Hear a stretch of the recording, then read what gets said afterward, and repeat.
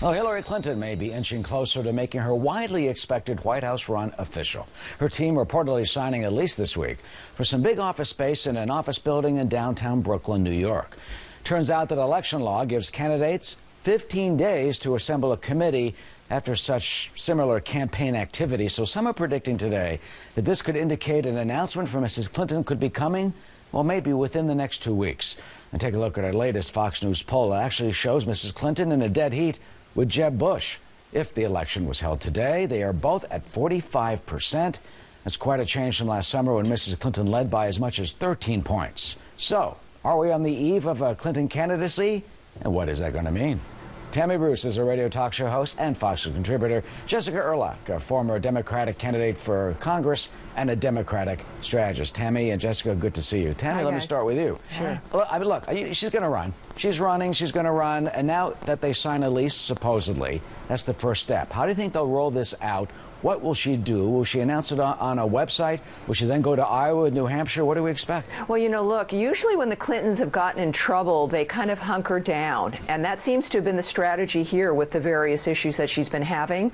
So normally they'd want to kind of have her stay out of the scene for as long as possible, kind of remain the recluse who then just will come out and declare herself supreme leader. But the longer she can stay out of the public eye, I'm sure they're thinking the better. But at some point she is going to have to come out. Now, the point about signing the lease is a very good one. At the same time, federal rules don't tend to bother the Clintons too much, so maybe she'll say it's just, you know, a house for her servers. I don't know.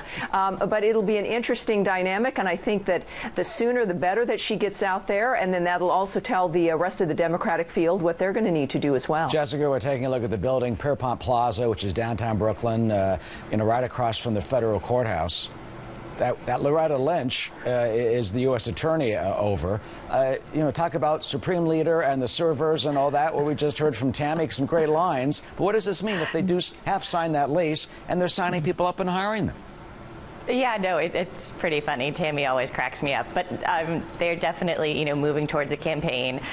It may be inevitable, but they've got time, and they're willing to take their time. She's definitely being organized, and I think she's actually showing the kind of organization and thoughtful thinking that she would show as the executive and leader in chief. So this is exactly what they're doing. They're getting a good office space. They've been hiring the best people, and they're going about what needs to happen in order to make the strongest run possible for president. And let's take a look at the latest Fox News poll. She, of course, still is, widely. I mean, she's been as much as 85%, but here she's at 61%. Joe Biden, wow, way back there at 12%. But what's so fascinating about this, take a look at the guy who's making the most noise, Martin O'Malley, former governor of Maryland, over the just 2%. O'Malley has some stinging and biting criticism. He says the presidency is not a crown to be passed between two families. So, Tammy, this guy's making all the headlines, but he hasn't inched up in the polls at all yet. Well, it's been on just a couple instances. I think that still, with the exception of Bush and Clinton, you're looking at this as a name recognition game. And the rest of America, people are still working and they're trying to find jobs and they're not necessarily watching the news, and there's other big international news. So people haven't really started focusing yet on this like people like us have. At the same time, Martin O'Malley is being issued what almost seems like threats by certain people. Governor Jennifer Granholm was on CNN, and she indicated that because of his critique, that he should be careful because he could look like a good person for her cabinet. I mean, Hillary seems particularly disturbed by the idea of competition, and yet it would make her certainly a better candidate. And I appreciate Martin O'Malley going out there. I mean, look, he lost Maryland to the Republicans, so I think he'd be a fabulous Democratic nominee. Jessica, do you think it's good for Hillary to have an opponent? I mean, some Democrats are saying, yeah, bring it on. It'll sharpen up for the general. I mean, I think she's sharp. She's already been through this, circus before, so it's not her first time at the rodeo, as we all know. Yeah, but it didn't work.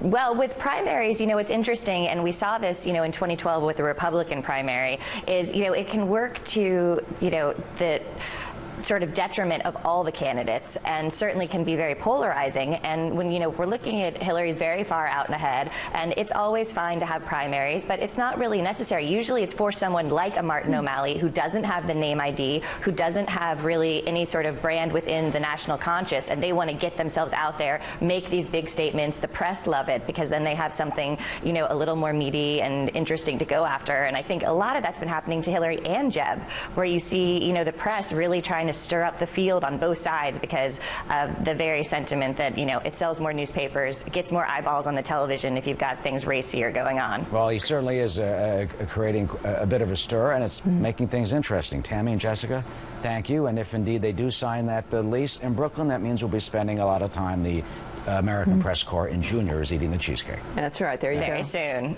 Right, Dale. Thanks, Eric.